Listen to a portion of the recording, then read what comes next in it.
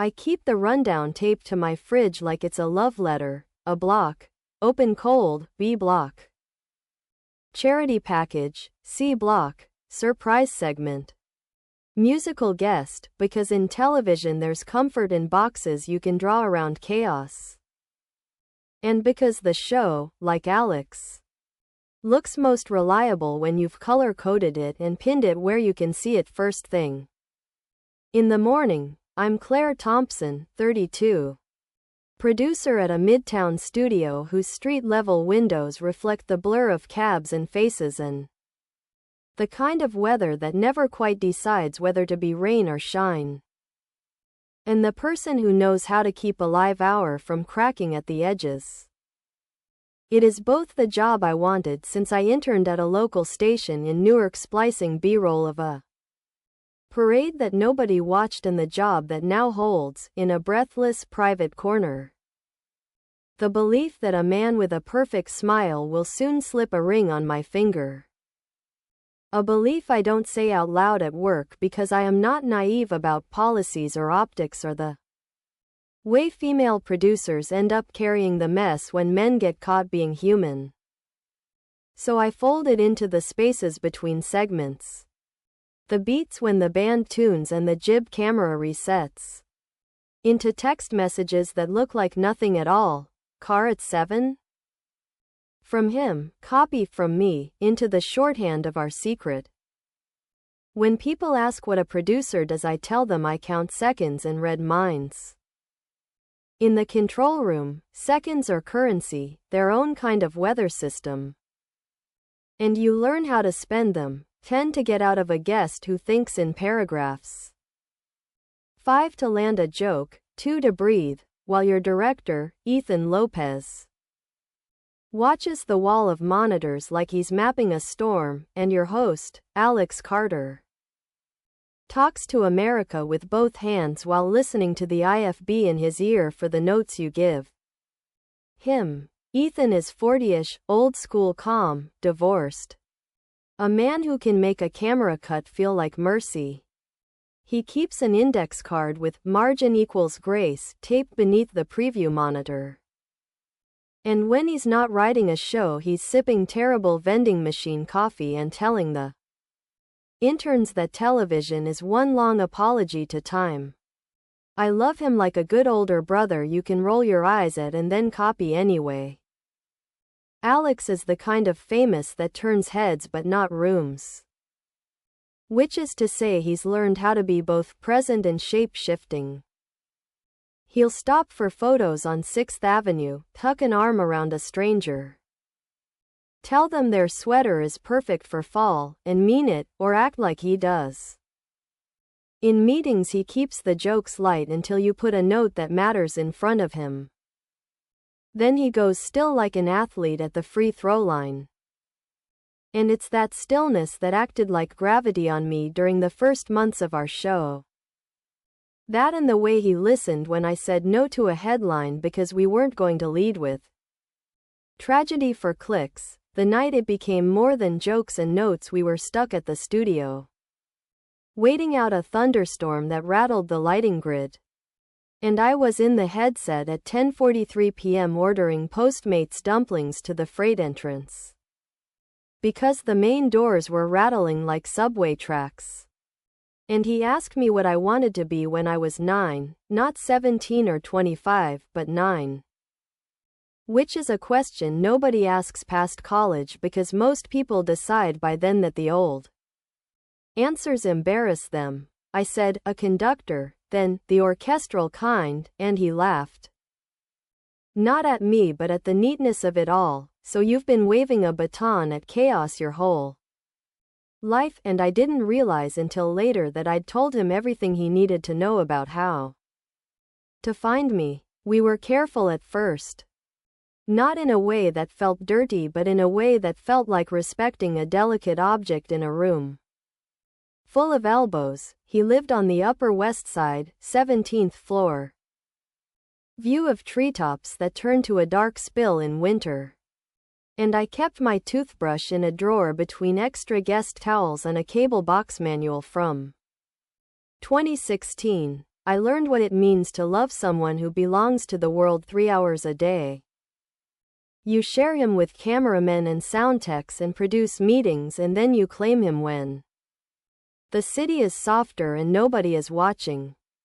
You hold your breath during the last minute of a broadcast and exhale only when he tosses to break and drops his shoulders, and you know the pose is off, the person back. We decided we were 2 years in. After a long summer of awards shows and back-to-school segments. And he slid his hand into mine in the back left of a screening at Lincoln Center like we were teenagers, and afterward we walked to Levain for cookies we didn't finish because we kissed against a brick wall that had absorbed 100 years of heat and impatience. And I said the wrong thing, I can wait, when what I meant was, I'm ready. There were rules, spoken and not. No touching at work unless a camera is on us for a gag, and then it's the kind of touch that looks like TV, no lingering in the hallway after a segment ends. No scheduling with my name next to his in any visible doc, and texts that were about coffee. Timing, meetings, my mother doesn't know the rules, she knows me. And on Sundays she calls from New Jersey to ask if I'm eating and sleeping, and is that man of yours good to you, Claire? Punctuated with Catholic sighs that are not guilt so much as liturgy, and I tell her enough to make her feel kept in but not enough to invite what she calls discernment, which is her word for worry you can quote from the Bible. She's a nurse who believes stress is not a badge and that some things you don't tell your coworkers until they've brought you soup. And I'm her daughter who believes that if you keep a thing small it will stay safe. Which is not true but is very convenient. I can map the Manhattan of our secrecy by taste and sound. The espresso at a standing room bar in Hell's Kitchen where they play Nina Simone at 7 a.m. The hush of the Met's Greek and Roman galleries on a weekday. The 2 sweet martinis at a restaurant in Soho where our server once recognized Alex from a charity gala and said nothing except, "Would you like the olives dirty or very dirty?" With a wink I still remember because it made me feel both complicit and protected. There are corners of this city that feel like our initials are etched somewhere you can't see, but which I can find like a blind person with fingertips on a banister. I keep a pair of his socks in my drawer like proof, and a MetroCard with his thumbprint in the greasy shimmer, and it's pathetic if you think too much about what's sacred, but I try not to. Because television forces you to think in terms of what plays and what doesn't. And private shrines are the only priceless things you can still afford. The Thanksgiving special has its own page in the season binder because it's a different kind of beast. Charity tie-ins, a choir, a feel-good cold open. And, this year, an unnamed segment in C Block that's been called Surprise on the schedule for weeks, a word that hums when I look at it. We joked about proposals on air before. Mostly in Things We Will Never Do lists because we prefer our show to be the place where other people are celebrated and we stay infrastructure. But sometime in September Alex started asking me odd little questions like, "What's your actual ring size, do you know?" in the tone people use for facts like shoe size or favorite cake. And laughable if you're not trying to decipher the constellation of a man's plans. In October I caught him glancing at my hands while we were reviewing promo clips. And I made a joke about my pianist fingers. Which is a lie. I quit after 6 years and can barely play the left hand of Claire de Lune, and he said, "I was thinking more about how you talk with them." And kissed my knuckles in a way that made me both animal and glass. A week later, in the Uber home, he pulled a ribbon out of his coat pocket and wrapped it around my ring finger loosely, like he was measuring, and when I asked what he was doing he said, "Science." And I spent the ride looking at the ribbon like it was a prophecy no one had translated yet. In meetings, he deferred the C block, surprised to me. Claire's got it. She's the magician, and Ethan raised an eyebrow that said, "You sure?" And I said I could deliver a holiday tear duct massage without leaning into manipulation. Which is our compromise with the network. In our shared doc, the placeholder stayed, C3. Surprise, TBD, 4:30, no one at the table seemed to care that the host and the producer were playing keep away with the details. Because live television trains everyone to accept the unspoken covenant that if the red light goes on and the sound is clean, everything else is someone else's problem, and besides, secrets are part of the oxygen here. We inhale them like coping and exhale them as ratings. There were red threads I didn't tug, late nights where he said he was meeting with Standards. Which is plausible because Standards is forever scolding us about last-minute song clearances. And logos in B-roll, texts he didn't answer for an hour because his phone died, which is plausible because the man refuses to carry a charger like a consistent adult.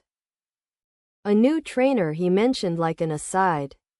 A woman's laugh I heard when I called and he picked up then quickly said, "Hold on."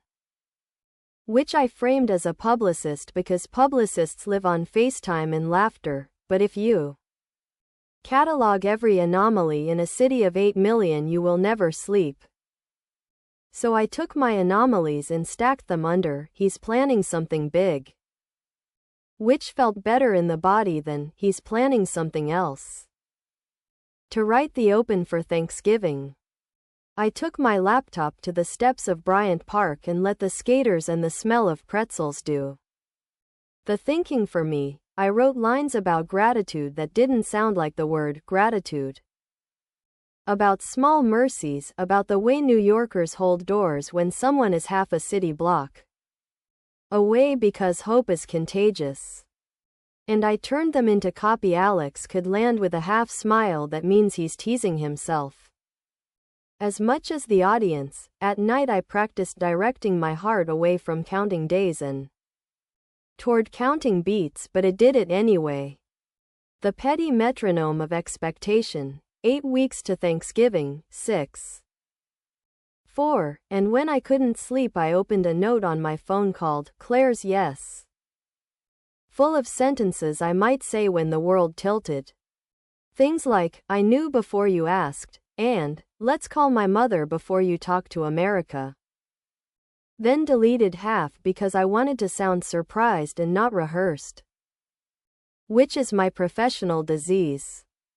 The Sunday before show week, my mother came to the city to split a roast chicken with me at a place in the West Village where the tables wobble no matter what you wedge under them. She wore her teal church coat and told me the story of how my father proposed. Which is also the story of how she decided to say yes even though she wanted to go to San Francisco the following year to study public health. A yes is always a no to something else. She said, pouring me more wine than she poured herself, so be sure the yes is to a person, not a picture, and I laughed that off because the picture I had felt as real as a subway schedule and the person had a toothbrush in my drawer, walking her back to the path. She held my hand as if I were 7 crossing Bloomfield Avenue and said, without looking at me, "When news is good, it doesn't care if it waits a week." Which I have since realized is the sentence mothers say when they sense their daughters are building castles out of future tense. Monday of show week, the building felt like a battery. You could taste metal. Wardrobe racks choked the hallway. The choir rehearsed harmonies that made the hair on my forearms lift. The culinary segment wheeled in a turkey that steamed up the glass of Studio H. And Ethan traced the show flow on the whiteboard with a dry erase marker like a coach drawing a play we all know but still need to see. I handed out last-minute changes, cut the sponsor mention from A2. Add a beat for the crowd after the cold open. Please lose the cranberry relish B-roll because it looks like a crime scene, and slid the envelope marked surprise, my handwriting. Thick pen, into the locked drawer of the control desk because superstition does not hurt when you are this close to anything. In the green room, Alex winked at me over a plate of fruit and said, "Don't forget to eat." Then touched his thumb to the inside of my wrist where the pulse skips, not flirting. Not even loving, exactly, more like checking a readout only he knows how to decode, and I smiled. Like a producer who is pleased with her host for remembering humans require fuel. Later, as we blocked the choir, he pulled me aside near the lighting cage and said, "Thursday, just be in the booth on time." Which is the kind of joke you make when you've lived inside the same hour every weekday for years, but he held my gaze a beat longer than the joke needed. And I took that extra beat home with me and sat it on the counter next to my keys and the day's script like it was a bouquet I didn't have a vase for yet. That night I measured my ring finger once, twice. With a sewing tape measure I found in my junk drawer, then felt ridiculous. Then texted him, 9:30 call with choir vendor moved to 9, and nothing else because if I said anything about sizes I'd be announcing an expectation and there is nothing television punishes more than a promise you cannot keep. I slept badly and dreamed of red tally lights that wouldn't turn off. Of an audience that kept clapping after the music stopped. Of a ribbon around my finger that tightened when I tried to speak. In the dream I said yes to something, but my voice sounded like a feed in delay. A half second behind, the world hearing me after I was done. And when I woke up I wrote, Part 1. Faith is a countdown that feels like breathing, in my note and locked my phone and walked into Tuesday with coffee and a clean blouse and a smile that did not, yet, know it was an artifact. The morning of Thanksgiving broadcast doesn't arrive like other mornings, it stomps into your apartment at 4:15 a.m. with the shrill pulse of your phone alarm, demanding you forget the normal rules of circadian rhythm and commit yourself to the cult of daylight before daylight even exists. I sat up on the couch instead of the bed because I'd fallen asleep revising rundowns. My neck stiff, my notes scattered like leaves after a storm. Outside, Manhattan was hushed, streets scrubbed clean by the kind of rain that disappears before anyone admits it fell.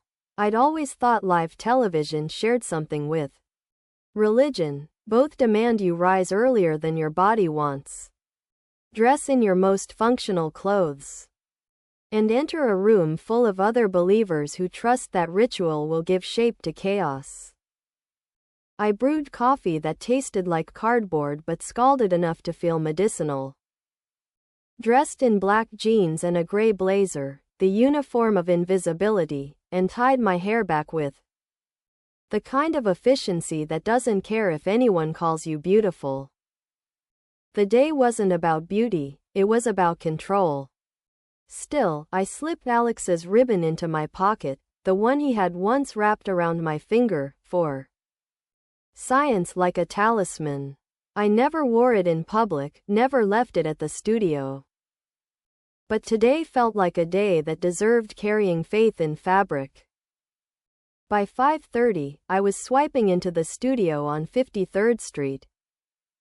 Greeted by the security guard's sleepy nod and the faint hum of HVAC that always reminds me of the inside of a cathedral organ. The building already buzzed with movement, interns dragging racks of wardrobe. The culinary team fighting with trays of pies, choir members huddled with paper cups of tea. Humming scales like bees warming up their hive. My clipboard was heavy with revised rundowns. Ethan, the director, had beaten me there. He was already in the control booth. A styrofoam cup in hand, hair slightly damp like he'd walked through drizzle.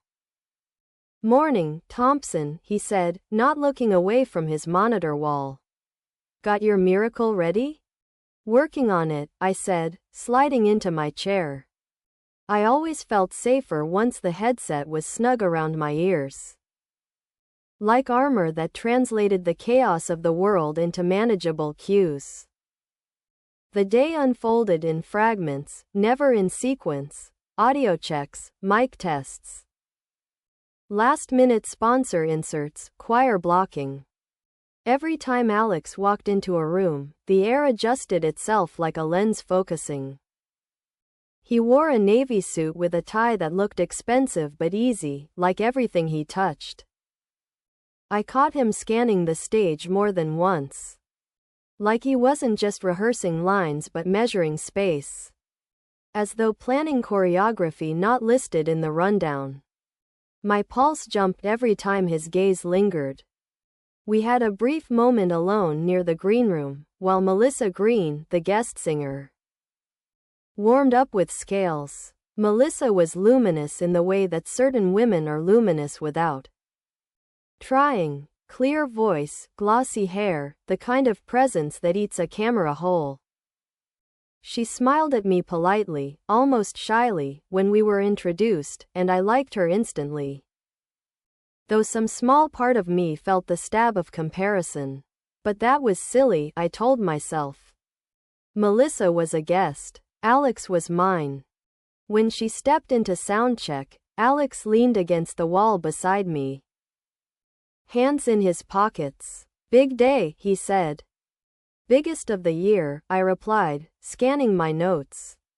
"You look calm," he said. "That's the trick," I answered. His hand brushed mine so quickly no one else could have seen it. "Be in the booth for C block," he murmured, voice low. "Don't miss it." And then he was gone, already back in performer mode, shaking hands with a stagehand. Grinning at a cameraman. My chest felt tight. He'd said it again, be in the booth for C block. The same way he'd said it earlier in the week. Not a joke, a hint, a promise. All morning, as segments rehearsed. My mind kept slipping to that envelope in the control desk drawer marked surprise. I'd filled it with dummy notes in case anyone peeked, fake cues about a charity package and a pre-taped thank you reel. But I hadn't written what I truly believed. That the surprise would be for me. That in front of millions of viewers, Alex would give me something not in any script. At 8:45, with the show 15 minutes from air, Ethan gathered the team. "Remember, margins are grace," he said, tapping his index card. "Thanksgiving brings chaos. Don't let it knock you down." His voice steadied me. We all murmured agreements like soldiers before a charge. And then we were live. The red tally light blinked, the choir burst into song. The studio audience clapped like they'd been hired for enthusiasm. Alex walked center stage with Melissa beside him, hand light on her back as though guiding her. Eyes bright under the spotlights.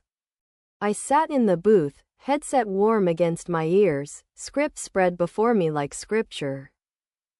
He delivered the cold open exactly as written, every beat crisp, every pause honed. He looked at the camera with that practiced intimacy. As though he spoke not to millions but to you alone. I'd always believed that when someone you love performs, you can see the hidden versions of them, Alex the man versus Alex the host, but today, something blurred. Every smile he gave the audience felt like a smile he'd given me in private. Every softening of his eyes looked like the way he looked at me when I was half asleep on his couch. I almost forgot to call cues. Segments rolled smoothly. The turkey carving chef, the charity package about foster families. The choir's soaring harmonies. Every time we cut back to Alex, My heart knocked harder against my ribs. And then came C block. My block. My secret. The one marked surprise. Stand by C block, I called into the headset, voice steady though my hands shook. Ready to. Take two. Alex stood center stage again, holding a microphone. The lights shifted warmer. The audience hushed. He looked straight into the camera, then away, then down. Like a man about to speak words that would matter. My throat dried. This was it. He began to talk about gratitude. Gratitude for the city, for family. For unseen hands that made things possible. Gratitude for those who guide without seeking spotlight. My chest clenched. That was me. That had to be me. Ethan shot me a sideways glance in the booth, as if to say, "You knew about this?" I smiled faintly, not answering. And then Alex's voice dropped, soft as confession. Sometimes gratitude takes the form of a promise. A promise to walk forward with someone who has shown you love in ways the world can't see. Today, I want to make that promise visible. The audience gasped. Cameras pivoted. The jib swooped. And Alex dropped to one knee. My lungs froze. He reached into his pocket. A small box. Velvet. My body swayed with adrenaline. The studio erupted in cheers. But then, he turned. He wasn't looking at the booth. He wasn't looking for me. He was looking at Melissa. Melissa Green, luminous in her silver dress, her hands flying to her mouth in shock. "Melissa," he said, voice breaking with rehearsed emotion. "Will you marry me?" The control room exploded in sound. Gasps, whoops, laughter, applause in my headset. Ethan's eyes widened. My pen slipped from my fingers. I sat there, pulse hammering, breath shallow, as the cameras zoomed in on her tears. On his smile, on the glittering ring sliding onto her finger. And in that moment, the whole world was watching a love story unfold. Everyone but me knew whose story it was. The worst thing about heartbreak on live television isn't that it happens, it's that you can't look away, because you are the one responsible for keeping the cameras steady. The cues flowing, the illusion intact. You are both the victim and the accomplice. Holding the knife and bleeding from it at the same time. When Alex's knee hit the floor, I thought the oxygen in the booth evaporated. My headset rang with overlapping voices, stage managers shouting. Camera operators laughing in disbelief. Audience screams rising like fireworks, but my body was ice, locked into stillness. My pen lay where it had fallen, black ink bleeding into the script like a bruise. Melissa's hands trembled, mascara glistening under the hot lights. Her mouth open in a perfect O of shock. "Yes," she whispered at first, then louder, "Yes." The studio audience erupted into applause so thunderous the glass panes of the booth vibrated. "Take 4, Ethan barked beside me, his voice the only steady one. The screen shifted, tight shot on Melissa's face. Then a cut to the audience leaping to their feet, clapping, crying. Strangers embracing as though they had all been invited into the most intimate moment of two people's lives. My life. My moment. Or so I had thought. "Keep your head, Claire," Ethan muttered, eyes on the monitors. He must have seen the color drain from me, the way my hands shook. But he didn't ask. No one asks personal questions in the booth when you're live. The rule is simple: survive the segment. And so, I gave cues with a voice that didn't sound like mine. "Ready 3. Take 3. Roll B." My tongue was dry, words scraping against my throat like glass, but I spoke them. The show went on. It always does. The cameras captured every frame of my undoing. Alex sliding the ring onto Melissa's finger. her tears streaming, his triumphant smile. They kissed, long enough for the audience to howl and cheer. Short enough for standards and practices not to complain. In the booth, Ethan counted beats out loud, his voice steady as a metronome. I clung to it like a drowning woman clings to driftwood. Somewhere deep inside, another Claire screamed, Claire the lover. Claire who had kissed Alex in darkened theaters and measured her ring finger with a ribbon. Claire who had waited and hoped. But Claire the producer drowned her out because producer Claire had responsibilities. Timecodes, transitions, commercial breaks. 30 seconds to break, Ethan called. I wiped my palms against my jeans under the desk. Stand by, I croaked into the mic. Take 2. Fade out. And just like that, we cut to commercial. The booth exhaled as though a storm had passed. Someone laughed nervously. Someone else whispered, wow, didn't see that coming. Ethan rubbed his temples. I sat frozen, headset pressing into my skull, script heavy in my lap. No one knew. Not really. They thought my silence was professionalism. They thought my stillness was control. But inside, I was collapsing. In the 30 seconds of commercial, time became elastic. Every memory with Alex flashed in fragments, dumplings eaten on the studio floor. His thumb brushing my wrist in the green room, the ribbon tied around my finger. The weight of those private moments crushed me harder than the public humiliation. Because now I knew what they had been, rehearsals for a play I wasn't cast in. The countdown pulled me back. 10 seconds, Ethan said. I straightened my shoulders, forced air into my lungs. Ready 1. Cue Alex, I said, the words tasting like ash. And then we were live again, returning to a studio transformed. Melissa clung to Alex's arm, the ring flashing under lights. The audience glowed with borrowed joy. America, watching from their couches, believed they had witnessed magic. Congratulations. Alex beamed at Melissa, then at the camera. I think today we all have even more to be thankful for. The line wasn't in the script, but it landed perfectly. The control room laughed. The crowd roared. Ethan nodded approvingly. And me? I swallowed bile. Because it was perfect. Perfect television. Perfect betrayal. The next segments blurred. I called cues by muscle memory, barely seeing the monitors. Melissa sang her featured song, radiant, voice trembling with joy. The cameras adored her. Alex watched her like she was the only person in the room. When we cut to the charity package, my headset slipped slightly and for a moment I heard only my own heartbeat, loud and jagged. My chest ached. I pressed my hand to it beneath the desk, as though I could hold it together by force.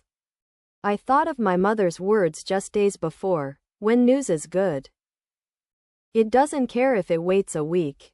Had I misread everything? Or had I simply believed what I wanted to believe, blind to evidence?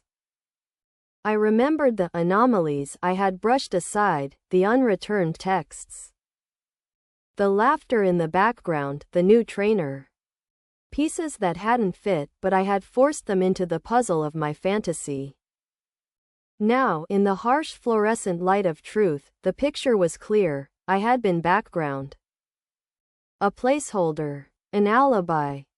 The final applause swelled. Alex signed off with his usual charisma. From all of us here.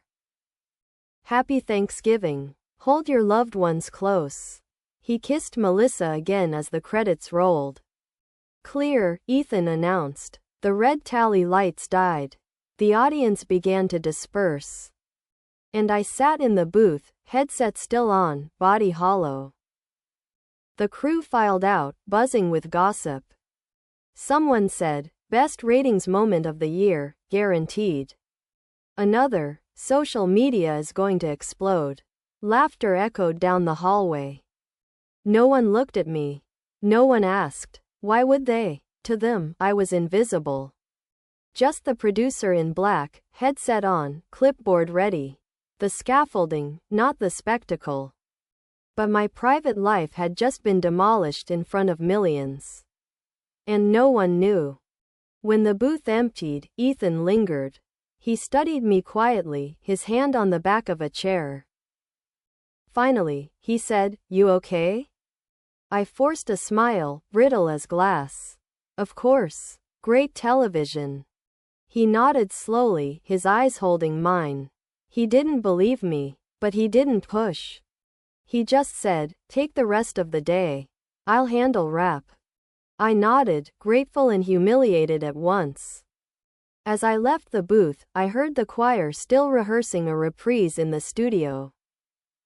Their voices rising. I walked past Melissa, radiant, surrounded by stylists and producers congratulating her. She caught my eye briefly, smiled warmly, and mouthed, "Thank you."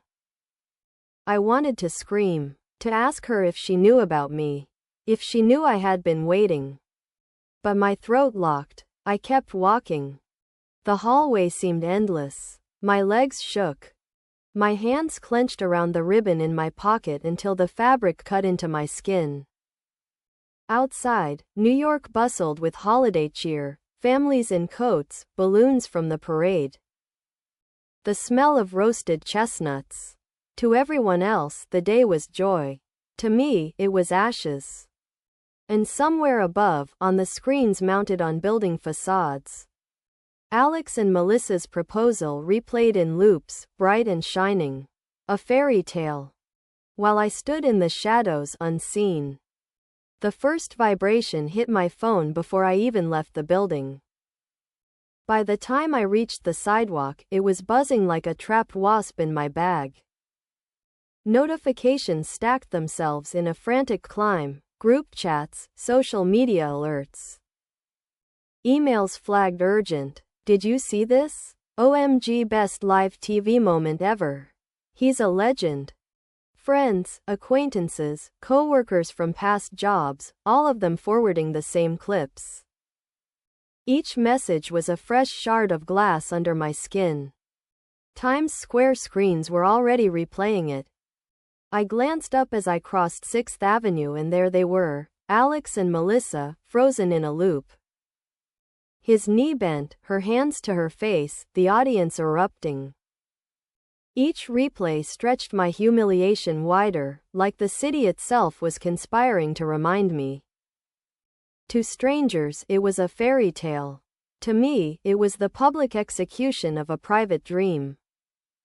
I ducked into a coffee shop, the kind of chain where anonymity is currency. Inside, college kids scrolled on laptops, a couple bickered over pumpkin spice lattes. And every TV mounted above the counter blared the same clip. And in one of the most heartwarming Thanksgiving surprises, the anchor chirped. Our own Alex Carter proposed to singer Melissa Green live on air. Customers clapped. The barista squealed, "So romantic." I turned away before anyone noticed the producer of the segment standing 3 feet from the screen, trying not to scream. I ordered a coffee I wouldn't drink and hid at the back, my hands trembling. I wanted to call Alex, demand answers. But the thought of him answering with her voice in the background paralyzed me. I wanted to call Melissa, but what would I say? That she'd stolen something I thought belonged to me? No. Because the truth was worse, she hadn't stolen anything. He'd given it. My mother called. I almost let it go to voicemail, but instinct won. Her voice came warm and tearful through the line. "Claire, did you see it? On television? Oh, sweetheart, he was so beautiful. What a proposal. I thought of you right away. Did you know? Were you in on it?" The question sliced me open. I pressed the phone tight against my ear, staring at the floor tiles, trying not to shake. "Yeah," I whispered. "I knew." "Oh, honey," she sighed, relief flooding her tone. I thought maybe it was a surprise for you too, but it makes sense now. Still, wasn't it just breathtaking? Yes, I said, the word like poison on my tongue. Breathtaking. She talked for a few more minutes, painting a picture of joy. How America needed a story like this, how proud she was of me for being part of it. How someday my own story would be just as magical. I let her speak, murmured appropriate noises, and hung up before my voice cracked. The coffee shop seemed smaller when I left, the air tighter. On the street, strangers scrolled on phones, replaying the moment, showing each other. Laughing and crying. I moved among them invisible, the ghost of the story no one knew. Back at the studio, the building buzzed like a hive. Producers congratulated each other, interns texted friends, executives high-fived in the hall.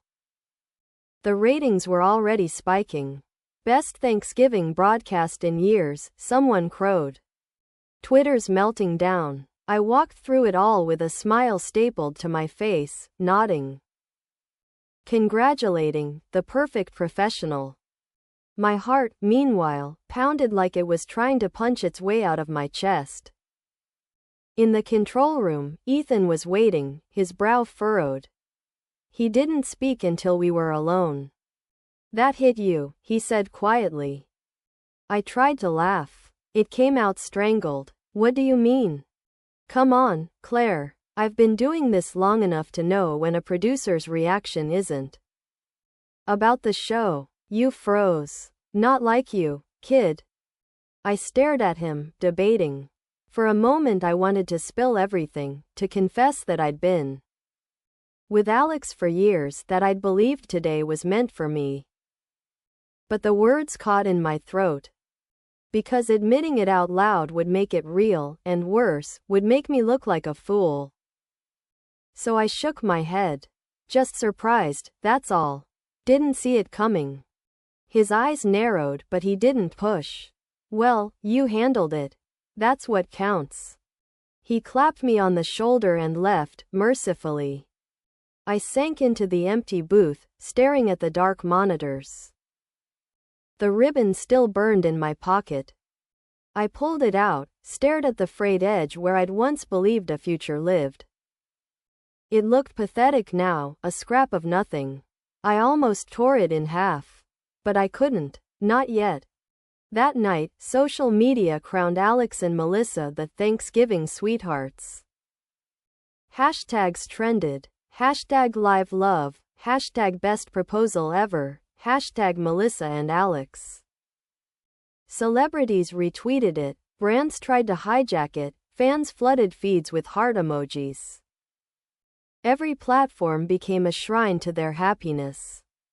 And because I was tagged as a producer of the show, my name was buried in the credits of their fairy tale. Colleagues texted congratulations. Killer segment, Claire. Pure magic. You nailed it. Iconic television. I smiled back with emojis and exclamation marks, lying through my teeth. Inside, I screamed. Everywhere I turned, the story replayed. In taxis. On building screens. At the grocery store checkout. Melissa's face radiant, Alex's voice trembling. The ring flashing. The moment replayed until I doubted my own memories. Had I imagined everything between us? Had our nights together, our secrets, been a fabrication only I believed in? At 2 a.m., lying on my couch, the city quiet beyond my window, I scrolled through old texts. The thread with Alex stretched back years, jokes, late-night questions, photos of dinners. Whispered plans. Proof that it was real. That I hadn't been insane. But proof of what? That I had been a secret. That he had never promised me the stage, only shadows. That he had always belonged to someone else, someone like Melissa, luminous and public. The woman the world would accept at his side. And me? I had been a rehearsal. The realization shattered me more than the proposal itself. The days that followed blurred. I went to work, called queues, managed rundowns. My body moved on autopilot, my face a mask of calm. Inside, I bled. Every time Alex entered a room, flanked by executives and publicists, my stomach knotted. He avoided my gaze, which was answer enough. The worst was Melissa. She was kind, too kind. She thanked me after every rehearsal, hugged me after her performances. Once she said, "I hope we can be friends, Claire. You're incredible."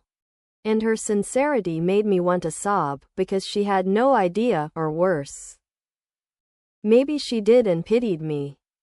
I laughed, I agreed, I kept playing my role. Because that's what producers do. We make the show run, no matter the cost. But at night, alone, I lay awake staring at the ceiling, replaying the moment again and again. Alex's words, his smile, her tears. The sound of the audience roaring. The knowledge that the whole world had witnessed my erasure. And for the first time in years, I wasn't sure who I was without the headset, without the show. Without him. That was the shattering. Not the proposal itself, but the silence afterward. The way the world celebrated while I crumbled, invisible. The way my love story ended in front of millions, but only I knew it had been mine to lose. And as I stared at the ribbon in my hand one sleepless night, I realized the cruelest truth of all: live television doesn't give you do-overs. The moment is out there, forever, perfect and permanent. And so was my humiliation. The Monday after the broadcast, the studio was a war room of celebration. Executives paraded through hallways like victorious generals, carrying printouts of overnight ratings. Highest viewership in 5 years, one shouted. Another slapped Ethan on the back. You geniuses pulled off the moment of the decade. The phrase "moment of the decade" echoed through the building like scripture. I kept my headset looped around my neck like armor, clipboard in hand, nodding at congratulations I didn't deserve. People slapped my shoulder, told me I was brilliant, asked if I'd known about the proposal. I smiled, lied. Of course, we planned it all. Great television, right? My voice sounded steady, but inside I was screaming. Because what no one saw was that the ratings high was my personal low. Everywhere I looked, reminders multiplied. Posters for the network's holiday lineup now featured Alex and Melissa, their engagement ring front and center. Magazines plastered their faces on glossy covers, "A Thanksgiving to Remember," "Love Live on TV." Headlines praised Alex for his bold romantic gesture, Melissa for her raw emotion. They were the nation's sweethearts. And I was the shadow holding the cue cards. Even worse was social media. Clips of the proposal had been remixed, scored with romantic ballads, slowed down for dramatic effect. Fans tweeted that they'd cried, that love was real, that Alex and Melissa were proof of destiny. A viral TikTok video overlaid the footage with fairy lights and text reading. Find someone who looks at you like Alex looks at Melissa. Millions of likes. I scrolled through it compulsively, like pressing on a bruise. Each view was another cut. At work, people dissected it like scholars. The timing was genius, dropping the proposal right before the ad break. Brilliant pacing. Melissa's tears were perfect. God, she's a natural star. And Claire, credit to you for pulling it off without leaks. You must have locked that down tight. I nodded, cheeks aching from fake smiles. Yes, locked down. No one noticed that every word sliced deeper. That evening, I tried to escape. I left the office early, thinking I could outrun the noise. But Manhattan doesn't let you hide. On the subway, commuters passed phones around, showing each other the clip. Look, look, isn't this adorable? A child mimicked Alex, dropping to one knee. Even in the bodega near my apartment, the TV above the counter replayed it. The cashier swooning, wish my boyfriend would do that. I bought milk I didn't need just to keep my head down. At home, I shut off my phone, silenced the world. But silence was dangerous. In the dark, memories crowded in, Alex tying the ribbon around my finger. Whispering promises in the quiet, asking about my childhood dreams. I replayed them, searching for signs I'd misunderstood. Was it all performance? Had I been an audience member in my own relationship? The knock at my door startled me. It was my mother, unannounced, holding a grocery bag. I couldn't sit at home, she said, bustling in. I wanted to see you, celebrate with you. That was incredible, Claire. The whole nation watched. I swallowed. Yeah, incredible. She set apples on the counter, studied me. You don't look happy. I forced a smile. Just tired. Long week. She reached across, touched my hand. You're always working. But darling, if you'd had someone propose to you like that, I'd be telling everyone I knew. Imagine, our Claire on national TV. Why don't you have news like that? Her words landed like stones. She didn't know, couldn't know. I pulled my hand away gently. Not everyone gets fairy tales, Mom. She frowned, but let it drop. Instead, she cooked. Filled the apartment with the smell of onions and thyme. As though food could patch what words exposed. I sat at the table, nodding, smiling, letting her chatter cover the silence in my chest. But when she left, the silence returned heavier. The days blurred. Each morning, I put on black clothes, tied back my hair. Walked into the studio and wore the mask. Inside, I was shrinking. I couldn't eat, couldn't sleep. My reflection startled me, pale, hollow-eyed. Alex avoided me at first, then sought me out once. It was Thursday, after rehearsal. He cornered me near the editing bay, his voice low. We should talk. I stared at him, heart pounding. He looked the same as always, perfect suit, perfect smile, but his eyes darted. Guilty. What's there to talk about? I asked, my voice brittle. Claire, he said, almost pleading. I didn't mean for it to hurt you. I laughed bitterly. Didn't mean for it to hurt? You humiliated me in front of the entire country, Alex. Do you even understand what that felt like? He winced, glancing around to make sure no one heard. We were never, he stopped himself. You know what this is. What this was. The words cracked something inside me. What this was. Past tense. I stepped back, throat burning. I was convenient. A placeholder until you found someone shiny enough for the spotlight. Claire. No, I snapped. Don't you dare. Don't you dare act like you didn't know what you were doing. He opened his mouth, closed it again. For once, Alex Carter had no words. He turned, left me standing there, the hum of machines loud in the silence he left behind. I pressed against the wall, shaking. By Friday, rumors swirled that Alex and Melissa were negotiating a televised wedding special.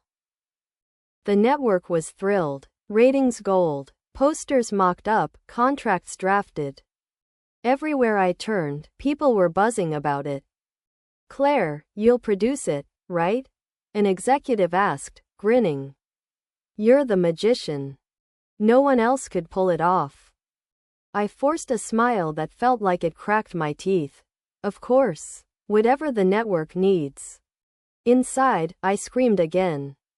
At home that night, I pulled the ribbon from my drawer. I held it up, studied the frayed fabric, the faded color.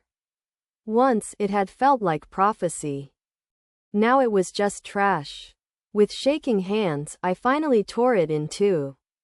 The sound was soft, but it felt like thunder. I cried until I couldn't breathe. And when the sobs stopped, when the silence fell heavy again, I realized something terrifying.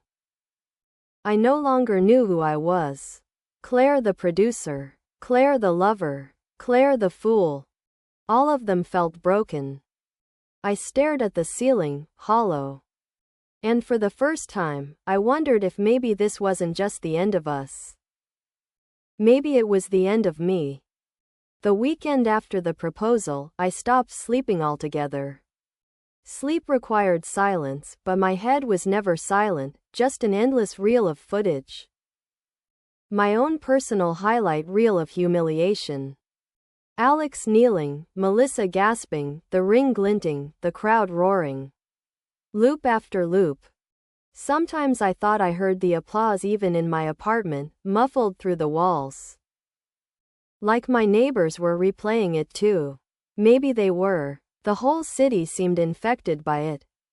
By Monday, when I walked into the studio, my body was running on fumes and caffeine. The building buzzed with plans for a new special, an engagement retrospective. Maybe even a wedding broadcast. Executives rubbed their hands like gamblers on a winning streak. America's obsessed, one crowed. We've got to capitalize while it's hot. And there I was, walking among them, invisible in my black blazer. Carrying the weight of a secret no one knew. That I had once believed I would be the bride on that stage. But the real blow came later that week. It was late Thursday evening, the building mostly empty. When I ducked into the editing bay to pick up footage notes. 2 junior editors were still working, headphones around their necks. Laughing over something on one of their monitors. Look at this, one said, clicking play. It's from 3 months ago, backstage at the charity gala. The screen filled with grainy footage from a backstage camera, wide shot of a green room. Melissa sat on a couch, scrolling her phone. Alex walked in. He thought no one was filming. He leaned down, kissed her cheek, whispered something in her ear that made her laugh. Then brushed her hand against his lips. Intimate, familiar, like a ritual. My stomach lurched. Crazy, right? The editor said, grinning. Guess they were already together before the proposal. We should cut a montage, fans will eat it up. They laughed again, oblivious to me frozen in the doorway. I backed out quietly, my heart pounding so hard I thought it might shatter my ribs. They'd been together all along. The late texts, the unexplained absences, the laugh in the background. All the anomalies I had filed under, planning the proposal, had been something far simpler. Far uglier. He was with her. He had always been with her. And me? I wasn't the hidden love story. I was the hidden shield. The realization spread through me like poison. Suddenly, every memory rewrote itself. The ribbon tied around my finger, decoy. The nights on his couch, convenience. His questions about my childhood, practice. I wasn't the secret fiancé waiting in the wings. I was the cover story. The respectable producer he could point to if whispers started. The woman who gave him credibility while his real love stayed under wraps. I staggered into the hallway, bracing against the wall. My legs shook. My throat burned. I wanted to vomit. The building felt hostile now. Every poster of Alex and Melissa was a taunt. Every congratulatory conversation a reminder of my stupidity. I had been so careful, so discreet, thinking our secrecy was noble, professional. But secrecy wasn't romance. It was camouflage. And I was the camouflage. I went home that night and tore through old messages with Alex. Desperate to find proof that I hadn't been insane. There were texts about love, about longing. But even those, when I read them with new eyes, could be interpreted differently. He never wrote only you. Never wrote forever. Just vague sweetness that could apply to anyone. I had filled in the blanks myself, painting a masterpiece from his pencil sketches. The anger came then. White hot, shaking. How dare he? How dare he steal years of my life, my trust, my body, my future? How dare he parade her in front of the world while leaving me discarded like a prop? I threw a glass against the wall.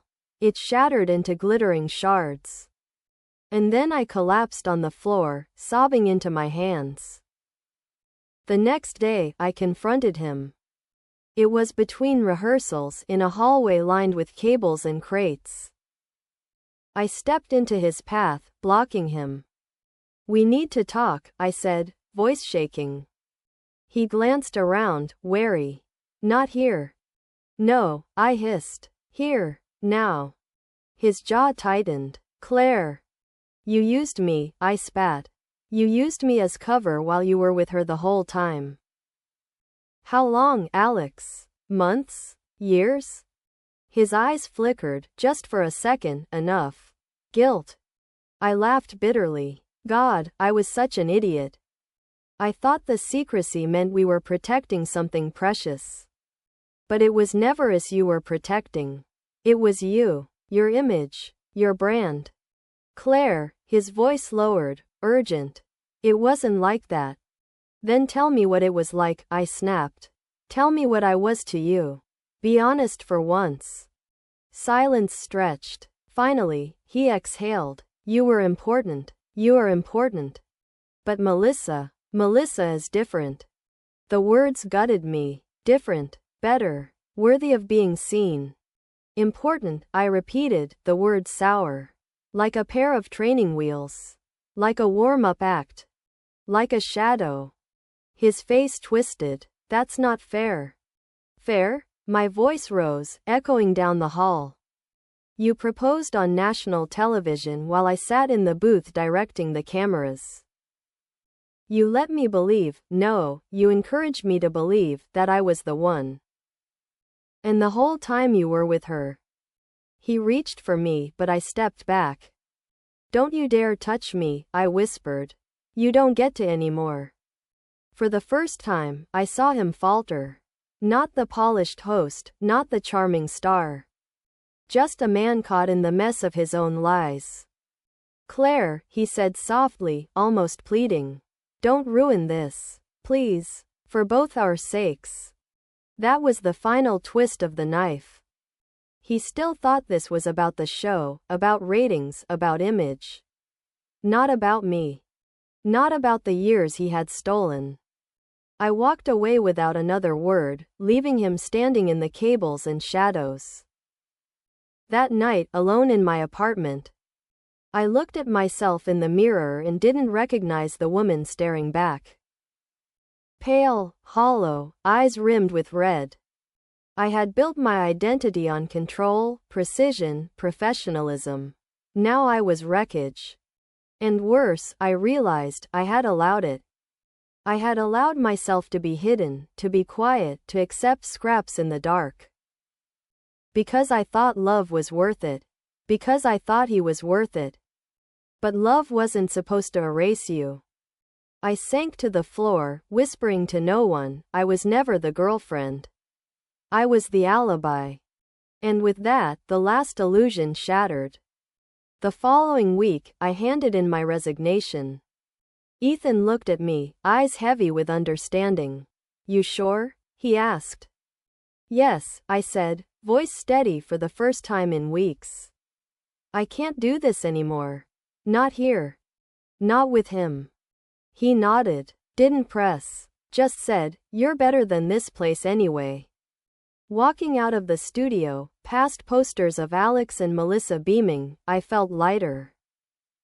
Though the wound still bled. For the first time, I wasn't pretending. For the first time, I was choosing myself. The day after I resigned, I woke up for the first time in years without an alarm. My body stirred on its own, sunlight creeping through blinds. No red tally lights blinking in my head, no countdowns humming under my ribs. For a moment I didn't know what to do with the silence. Then I realized, this was mine. This quiet was mine. I brewed coffee slowly, not the frantic gulping I used to do at 4:30 a.m. but carefully, measuring grounds, inhaling the rich bitterness. I sat at my kitchen table and watched steam curl from the mug. For the first time in months, maybe years, I tasted it. Not just the coffee, but the moment. The city outside still buzzed with their story. Billboards still showed Alex and Melissa, smiling, glowing, perfect. Their engagement ring had become a cultural artifact. Talk shows replayed the clip. Articles dissected it. Why America fell in love with the proposal. My social feeds were clogged with strangers swooning. But I no longer flinched when I saw it. I just turned the page.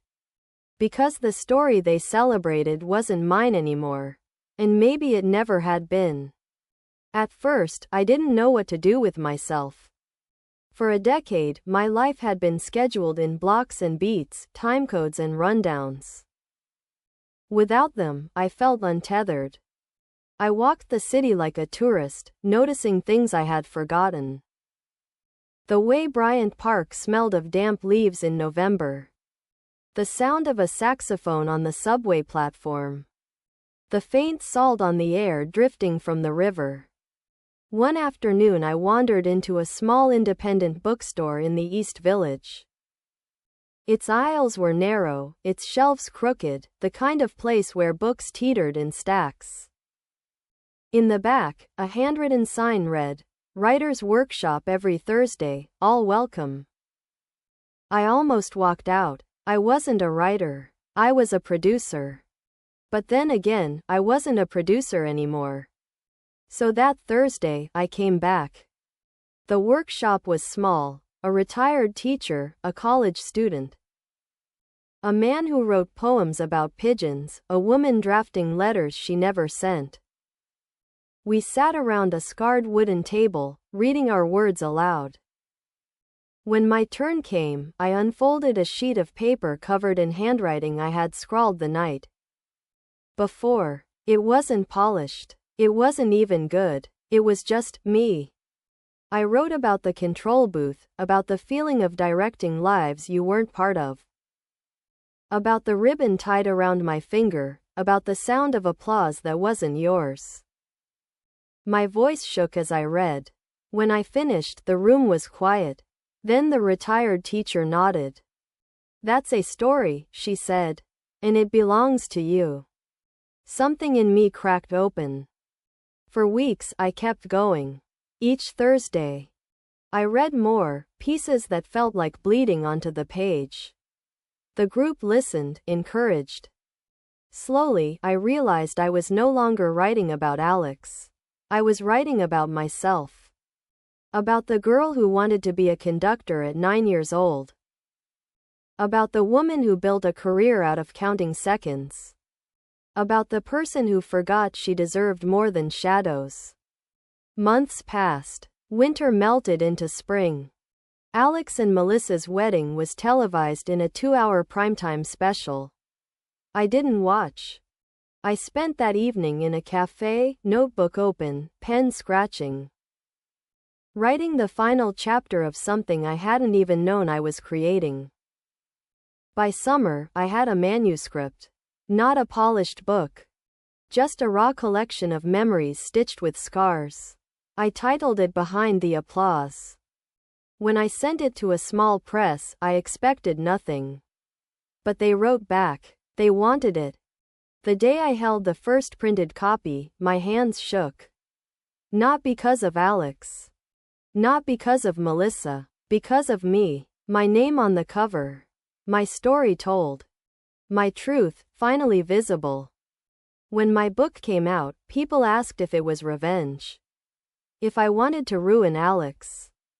If I wanted to claw back some piece of spotlight. But the truth was simpler.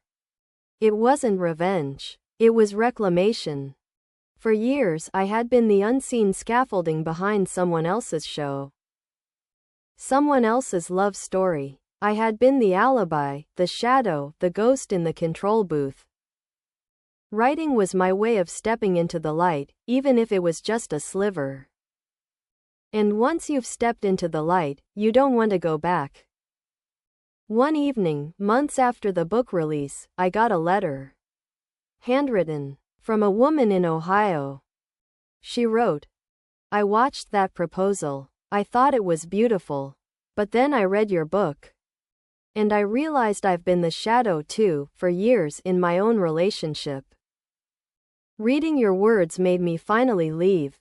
Thank you for giving me permission to choose myself." I cried when I read it. Because that was the point. Not Alex. Not Melissa. Me. Us. All the women who thought hiding was love. Sometimes I still dream of the booth. Of countdowns, red tally lights, applause. Sometimes I even miss it. But when I wake, I remember, I don't belong to the show anymore. I belong to myself. The lesson I carry is this: love should not erase you. If it does, it isn't love. And the gift, the one Alex never gave me, but which I gave myself, is freedom. Because behind every applause, there's a silence. And in that silence, you can finally hear your own voice. And mine says, I am here. I am whole. I am enough.